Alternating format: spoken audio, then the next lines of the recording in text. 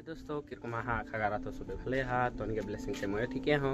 तो बर्तमान मैं एखन बेंगलोर में हूँ गाइस। तो बेंगलोर में हम एक लाइट को कंपनी में माने हम काम करेला और एखन गांव में ही देखे पा रहे पूरा गांव एरिया है के यहाँ गांव एरिया पूरा उदगे कंपनी है मैंने हम के और यहाँ सनसेट होता इतना मजा देखा था गाइस। तो गाइस आज 2025 के लास्ट संडे रहे तो तहनी चर्च गेला ना कमेंट करके जनाबा और जदि मोर वीडियोटा यूट्यूब से देखा था प्लीज सब्सक्राइब और लाइक कर देबा और फेसबुक से देखा था फॉलो कर देबा गाइस। तो गाइस हमें तो चर्च जाए ना पड़ा चर्च है मैंने मतलब दूर जाए होला 50 किलोमीटर मन जाए होला तार पीछे हुआ चर्च है।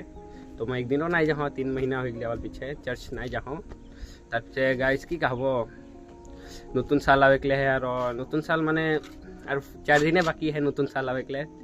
तो गाइस तो हमी तो आराम से देखा था हमी तो फैमिली लोगों नतून साल मना नहीं पारली बड़दिन नहीं मना ही और एखन नतून साल आई जाते तो हमी कमेंट करके जनाबा जे वीडियोटा किरकम लगले भल लगी हले मैं नतून नतून वीडियो बनाते रहबो गाइस। Thank you.